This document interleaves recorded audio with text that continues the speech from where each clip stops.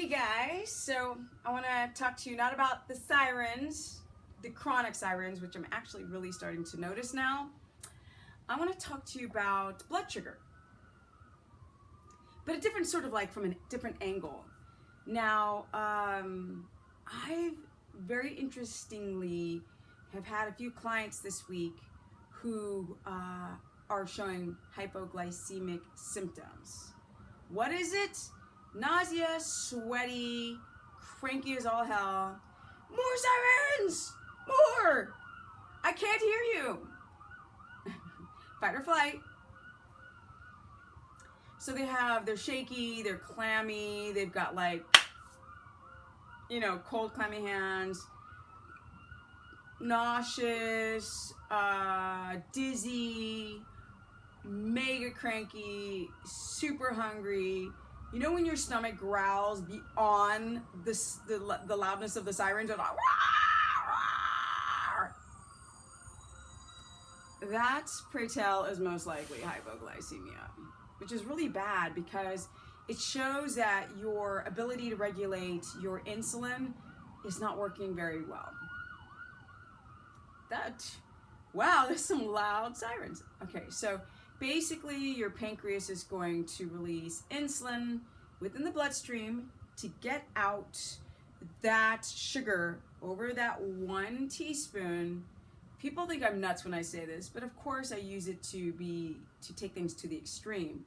I mean, if you had 7 grams, I'm sure you'd be fine. But the reality is, after 5 grams, the brain does not understand how to do the math on insulin. So it just dumps insulin into the bloodstream when you have a bowl of kashi cereal. Yes, the supposed, or your oatmeal. Yes. Okay. So what's the deal? The deal is that years and years and years of eating processed carbs, you have all this blood sugar in the bloodstream, then you have insulin that comes and, secretes, takes it out and partitions it to cells for energy, for brain fuel, for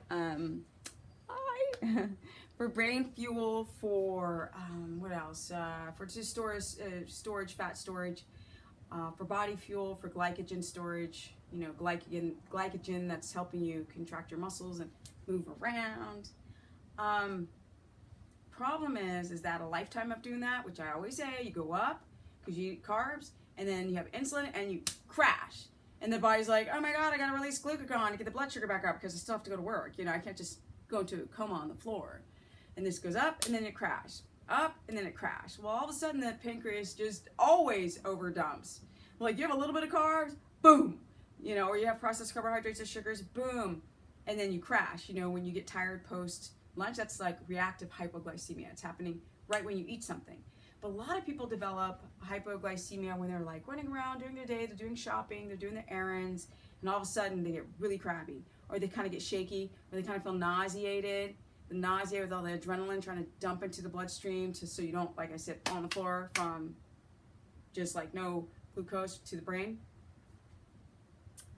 You guys are over. So I get people who are like, oh my God, they'll go, Stephanie, what is the glucose number you want to look for when you're keto adapted? And I say anything over 80. Now I've said anything over 85,000 times, and I have to like explain clearly. That's if your ketones are upwards towards a 1.8 and you have energy and you're not nauseous and you're not shaky.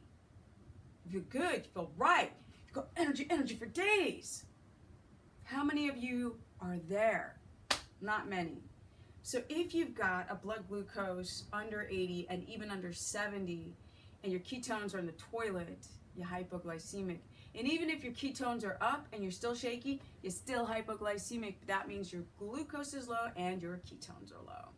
Or they're not being used within the cells. They're just coming out of your urine. I've said this 1,000 times. But you got to understand if you're hypoglycemic, because I just get so many of you that are. So I thought I would preface it. I would put my finger around it on a YouTube video. What do? Do you go grab a candy bar? Oh my God, if you have hypoglycemia and grab a candy bar, you're gonna be even more hypoglycemic, because again, you're gonna dump all this insulin within the bloodstream, and then you're gonna crash, and then your adrenals are gonna have to pump out adrenaline to get you off the floor, because you've taken now too much blood glucose out of the bloodstream, and you're not using ketones, and that's a way to get sick, really, really sick, really wreck, destroy, kick, boof, your immune system. So then you're susceptible to all kinds of issues. Issues. You ever hear like people go to a restaurant, a whole family eats the same thing, but only one person gets violently ill? Well, the person who got violently ill couldn't fight off the bacteria, nasty bacteria at the restaurant. Everyone else could, but that one hypoglycemic person might have developed issues with their immune system, and that's another effect, right? A by-effect of being hypoglycemic. One of the biggest things you've obviously got to do is go to bed really early, because that's when your body repairs. But it's also kind of like, there are two types of people. There are people who have hypoglycemia that want to do the keto diet, and I think you should graduate down your carbs over 5 weeks and keep your fats real high. Or there's the person 200 grams high. Yeah, so your protein very moderate. Yes. Or there's the person who's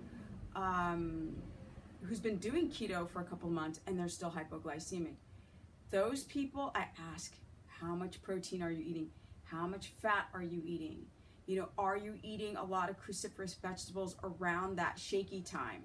You know, sometimes it's so bad I have people introduce yellow squash, raw carrots, or sweet potatoes back into their diet and then start over again before literally dropping their net carbs from cruciferous down to 15 to 20 net carbs from cruciferous, not from like ketchup and weird onions and stuff like that. I don't consider that cruciferous. Veggies. So know the difference. If you're going to do a ketogenic protocol, you have to know if you're hypoglycemic, because if you don't, it's really can wreck your immune system and make it worse. And you really, if you've got adrenal issues, it'll exacerbate them 10 times, 1,000 worse. And then now your B's are coming out of you. You become hyper vitamin D deficient, and people are just a hot mess. So that's it, guys. We're gonna learn more. Download the Periscope app and find the right one, because I realize when you go on like Play stores and Apple stores, like there's all these weird versions of Periscope. Find the right one. Look for Steph the Business. I do live broadcasts. You can talk live with me. To go there, go to the show notes right below this video and look at all the links. You can go to my Facebook, my website. You can sign up for a consultation. You can go to my Instagram, whatever. I'm going to be traveling soon to South Africa, so you guys can... Well, what do you know? This is really interesting. Like Skype now gives you notifications for advertising. That's really annoying, right? In the middle of a video. So, or you can go to whatever. I think you can just go to any of them. But I really like the Periscope. That's a really amazing way to communicate with people. I love the social media aspect of being able to reach people and teach them more about their symptoms of hypoglycemia, or people who've got insulin resistance, which is the opposite. Instead of having a glucose under 80 or 70 and ketones crap, they've got glucose really high. But to be honest, I'd rather have a glucose that's too high, that's like around 100, than to be hypoglycemic. That takes a lot of work to heal the body, and you tend to be very, very malabsorptive when you are hypoglycemic. That's it, guys. It's time to do many things. Till next time, peace out.